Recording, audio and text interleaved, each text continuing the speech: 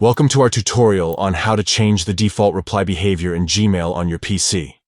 If you want to customize how Gmail handles your replies, follow these simple steps. Let's get started. Step 1. Open Gmail on your PC. Step 2. On the top right corner, click on Settings. It is represented by a gear icon. Step 3. In the Settings menu, click on See All Settings to access more options. Step 4. Look for the option labeled Default Reply Behavior and click on it.